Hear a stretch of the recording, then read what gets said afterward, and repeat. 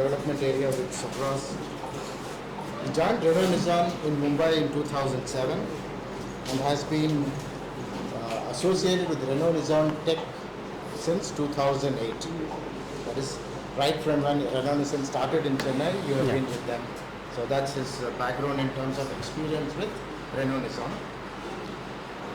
He's been with them now for 16 years. We just calculate from 2008 to 2024 years. And he's including 3 years of deputation at France, at their parent company in France. He leads the research and development of advanced engineering division. In research in the advanced engineering division, he leads that in Renault Design here. There's many papers and 10 patents he has to his name. He's credible for that. And he's always interested in new product development, upstream technology development, innovation, patenting. Versatile individual, and we're very glad to have a senior member like him with so much experience to talk to us about an emerging field which all of us are quite interested in terms of EVs. Thank you, Ravindranatha, for coming here. Really appreciate you taking the time, and I hope it's my pleasure. The audience will enjoy what you say and learn a lot from you. Sure. Thank you. Thank you, sir. Can I? Okay. Very good morning to all. As already introduced, my name is Ravindranatha Reddy, working for Renault. It's working. I am very happy to be here. It's my honor to give some insights from industry perspective in EV domain area. So today topic I am going to cover is India towards e-mobility. Being into four-wheeler company, I will focus on passenger vehicle. PV is the focus domain. In terms of content, let's relook introduction, what is EV, why we want to move, even though we have enough confidence on IC engines. Then what are the challenges from people point of view, from government point of view, from customer mindset point of view. There is a here and there whether I should buy EV or not buy, what are the challenges, that let us address. Even though we have many challenges in the EV domain area, I will focus only two areas considering the time limit. One is the infra, which is one of the strong requirement to buy the EV. Then next is the battery. As we know, in EV vehicle the cost of battery is close to 35 to 45%. That's where EV cost is higher than ICE. Now we are lying with lithium ion batteries. There are a lot of research on alternative batteries is ongoing. One of the next generation battery is a solid state battery. I'll quickly touch upon to give a glimpse inside. With this, let's move on to first topic, introduction. I think every one of you know electricity being used to run vehicle in two ways. One is always with a continuous electrical supply, like a metros, and even from the decades we are using trams in Kolkata, those regions. That is continuous electric supply running vehicle. On the other hand, we will charge and reuse, like a golf cart, forklift, and even on elevator when there is a power cut with backup storage energy, we will run. This we know. Then if we already know why we are not moving to EV domain, the reason behind is we are depending on ICE technology more than 100 years. If we see the history, first EV developed in somewhere in 1832. It took close to 50 years to file first patent, and it took another 20 years to make it for all people mass by Ford in 1910s. Then another buzzword in automotive world is case. I'm not sure whether you people are familiar about this. Along with case, there is one more word called SDV, software driven vehicle, which is going to be next generation technology. Means we can control complete vehicle with the software by sitting anywhere. In the case, what case stands is C stands for connected, A stands for autonomous, S stands for shared mobility, and E stands for electric. Recent Auto Expo happened in Delhi, shows these numbers. Means by 2030, 77% vehicles will be with connected features, and 15% all new cars will be autonomous from global perspective, and 9% of the kilometers, miles we traveled will be on the shared. Means if I have a car, along with me somebody will also travel. With the app you can book the cabs, those sort of things. And the EV, if we see from current, we are going to have close to 145 million cars by 2030. If you extrapolate, latest research says by 2040 it will shoot up to more than 700. Then we can imagine the drastic trend in upcoming years on e-mobility. As a fact data, from India point of view, we are the largest two-wheeler and three-wheeler EV market globally. And we want to become largest EV market by 2030, including passenger vehicle and exporting. Now the focus is literally shifting towards electric to reduce the emissions and to protect the environment. Then the EV domain will create close to 5 crore jobs by 2030. These are the statistics from India government. And 30% of our new vehicles which we are going to sell by 2030 will be EV vehicle. This is the projection. When we look last year data, prediction was, government prediction was we will be 10 to 12%, but within 1 year it changed to 30%.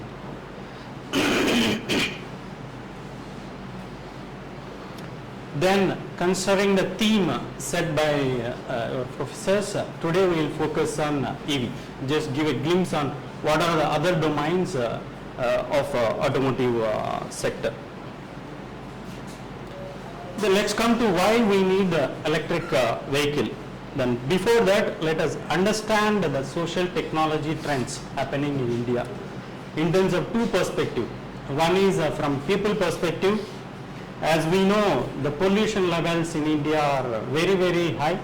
Just as a number, 12 cities out of 15 globally, worldwide, are in India. Means we can see here the levels are very hazardous. If you see the PM 2.5 level, this is one of the trigger point to protect ourselves, empathy to nature. We need to switch over to alternative fuels. Of course, the root cause of these pollution levels is not automotive. There are many, like burning crops, using sticks for, but automotive is one of the main source for this urban pollution. This is one aspect from people perspective. Then on the other hand, if you see the gasoline, petrol, diesel prices, when we take last 5 years, the change in per liter is close to 30%, which is very high. Means it's an add-on burden in terms of economy for the people to buy IC engine. Then from government perspective, government is spending a lot of money on importing crude oil in order to ensure we drive our vehicles and other industry requirements. Then Paris 2015, government already promised we want to be 45% below compared to 2005 level in terms of CO2 emissions. Then clean energy, as we know, predominantly we are using say 45% resources are from coal. Is indirectly we are burning and damaging environment, but in the coming days the government is targeting 45 energy to be non-carbon source, not coal, other renewable energy, other sources. These are how from people government point of view the need of our to look for alternative fuels. In terms of technology, when we compare global versus India, By 2030, globally 80% of the cars, I am again quoting, it's passenger cars, not included two-wheelers and three-wheelers, 80% mix is other than gasoline. Means we can see EV close to 45%, remaining alternative fuel like a hybrid, CNG, other elements. When we come to India, our target is a 45% mix when we compare to gasoline other areas. So by 2030, 45% of car will be with alternative fuels. This is how the trend looks in the coming days.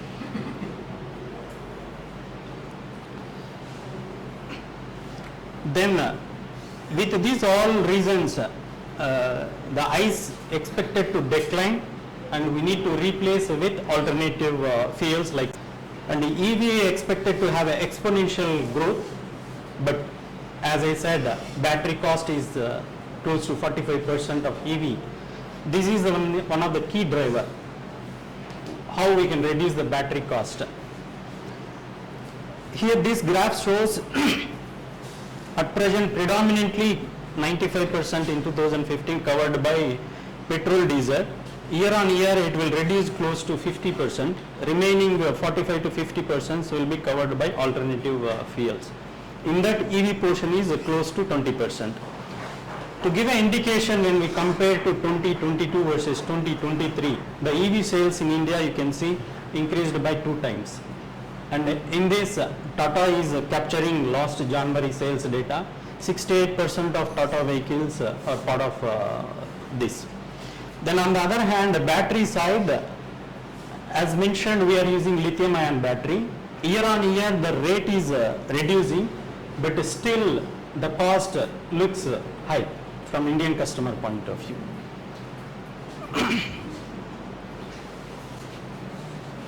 Then what exactly is attracting customers to buy a EV? Means at the end we will count on what is the cost I am spending as a owner to the car. Initially when we see EV cost is higher compared to ICE, the graph shows, but whereas with life, as EV doesn't have any movable parts, other thing, the maintenance cost will go down. So with this, after a few years, the cost we are spending on EV will be less compared to ICE. This is one of the reasons if I want to keep the vehicle say 10 years, EV could be the best option. This sort of mindset from customer point of view. Then on the other hand, there are other advantages from EV side, like the acceleration is pretty good when compared to ICE, as it has a motor, inverter, those elements, no shafts, you can say kinematic mechanisms, those things. Then effortless performance, instant torque will be there, very silent, those things, smooth and quiet to drive. Of course, here also we have some challenges. If it is a quiet, there will be some accidents. So some study used to happen, how we can, if it is a school zone, how we can give intentionally some sound so that the vehicle is coming. These sort of studies are ongoing. Then even though customer side it is interest to move to EV, but still there are some challenges. These are some of critical challenges have from customer mindset point of view. One is a charging. As we know, we have less charging stations. We don't know when I drive where all of a sudden battery drain out, how you have to stop the vehicle. That is not the case for ICE. At least every 10 kilometers you can find fuel station. This is one parameter. And the battery safety, as considering India as a tropical country, we already seeing in news some fire incidents. This is one of the safety factor. Then charging time, we can't, if we use the battery with the fast charging, its SOH, state of health, its life will deteriorate, because predominantly battery should operate 15 to 35. If it is going beyond 35, the life will reduce. Means instead of staying for 10 years, it may stay for 9 years, like that. Then on the other hand, if we do the slow charging, based on the battery capacity, it took 8 to 10 hours, while on a highways, it's very difficult for Indian customer to wait for a long time. These are some challenges. And the range anxiety, it's again, I don't know when it is going to stop, these sort of things. And the initial premium cost, as mentioned earlier, the cost of the car is higher at the initial stage. These are some challenges from customer point of view. Irrespective of these challenges, there is no drastic shift, but the trend is moving towards e-mobility, but still they are depending on ICE due to limitation of charging, safety, cost concerns. When we see 2022 to 23 customer survey data by Deloitte, you can see in gasoline diesel close to 9%, people are showing interested to buy EV vehicle, close to 5. Means another 2% is distributed to hybrid other domain as an alternative fuel. Then these are 5 top reasons of choosing EV as a next vehicle. One is low fuel cost, maintenance point of view, better driving experience, as mentioned, good acceleration and the silent point of view, less maintenance as it doesn't have any movable parts. Then use vehicles as power source. Not sure you people heard like V2G, V2X means vehicle to home. Suppose during night time, if you have a power cut down, you can even use your vehicle as a power source to light home. Okay. All experiments done. Then concern about climate change. These also, being a human, we need to think of why we should pollute environment. These are some 5 reasons customer point of view to choose EV. These are greatest concerns, even though customers are wish to buy, but there are some challenges. Time required charges, as explained, infra, battery safety, driving range and cost premium. Today we will touch upon EV charging infra and battery point of view, which are more critical, because time required, it is again compromise, choice. Okay, I will buy EV for my daily commute so that night I can charge. Driving range, it depends on the usage. I can keep EV vehicle for domestic purpose, which is 100-200 kilometers range. For long drive, I can keep ICE engine. Then cost of the premium, as economy is increasing, it is still not a big threat. But infra, battery safety point of view are high priority. Let me touch upon some data points. About the charging infra, it's again egg and chicken story.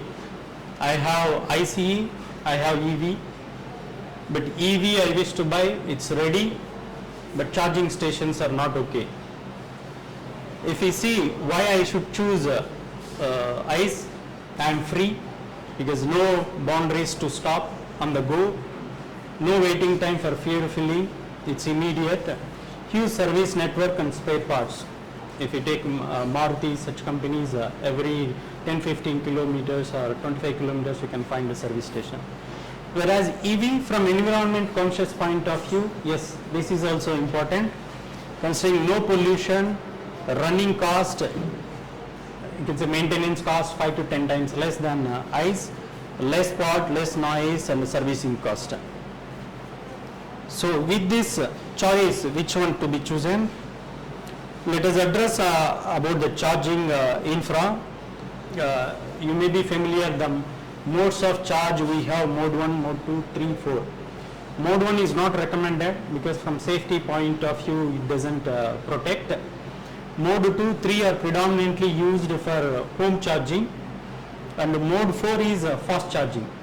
Like in the highways, if you don't have time, within 20 minutes you can charge 80% of your battery and then let go on. Then these are some rough numbers. Consider EV vehicle is giving 240 kilometers range with 40 kilowatt hour battery. If you do home charging, it took 8 hours. Overnight you have to charge, so that next day you can run. Then whereas fast charging, you can see within 40 minutes you can do. 40 to 60 minutes. Even within 30-20 minutes, 80% will be covered. Then on the top, these are different types of charges we used. Predominantly EU-based type 2 charges are being used. Again, when you buy a vehicle, they will give the charger, and if you want to have a separate socket at home, it attracts additional cost. It's based on how much you are ready to spend. Then fast charging on the highways, government what they are doing. Then how the evolution is happening, EV charging compared to 2019, you can clearly see there is a big shift in terms of number of chargers. There it is 4,000, 5,000 like that. Now we can see close to 15,000 charging stations are there, which include some fast charging.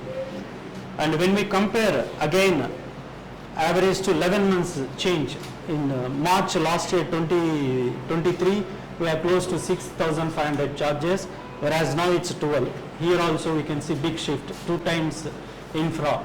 And recently 1 or 2 days before as part of FAME 2, government sanctioned the incentives to go for another some 6,000 charges. I'll explain in the next slide. So here, already there. So 7,432 EV charging stations to all 3 some famous companies has been sanctioned to accomplish. These are the split number of charges state-wise or major cities. On the other hand, there are some strong regulatory push from government point of view in order to expand EV sales and to protect the environment. One is infra, like smart cities, we can see number 1, there they are planning. Then public charging on different highways. The ideal requirement was we should have a charging station for every 25 kilometers on the both sides of highway. That was the final goal and the expectations. Then on the public charging, enabling charging at home, and you can see some companies are providing charging at workplace. Means if my office is far away, I can still drive with 50-60% charge. When I am working from morning to evening, I can charge my vehicle, by evening it is ready. This sort of you can say infra they are developing for easy expansion. As I said, every 25 kilometers the target is to have, and the highways also they are setting up 22,000 EV charging stations. And finally, incentives are there. I mentioned final incentive given to establish 7,000 charging stations. So with this, we have some level of confidence. This means now, just give example, Nexon EV is close to 35 kilowatt hour. This when we switch over to this battery. Then charging speed, as a fast charging, earlier slide shows 45 to 60 minutes is required, whereas solid state it need only 15. So very quick we can move on. Then charging power also is improved. It will store more energy density, a lot of charge. Then with this, solid state battery could be one of the alternative choice for battery point of view to replace lithium ion with all these advantages. When we see the news, numerous global automakers like Volkswagen, they are announced 2025, they have a plan to switch over. By 2030, most of the global OEMs are doing research to alternative batteries. Yes, even though its solid state battery is alternative, it also has its own challenges to industrialize, like some chemistry related problems. The main problem from industry packaging point of view, volume change. Solid state battery, it will expand. So you have to accommodate the cell expansion during charging and contraction. Due to temperature charge change while charging, it will expand. So packaging should be such that it should accommodate that expansion. High pressure requirements to stack up to pack point of view. Then as it is expands, we need to ensure packaging and cell level design accordingly. Then along with that, on the chemistry side, there are some challenges, like its performance at very low temperatures is not as good as lithium ion. Those sort of research is ongoing. With this, let me summarize. As below, EV sales are surging due to combination of you can say policy support from government and change in battery technology. Questions? Again, thank you very much.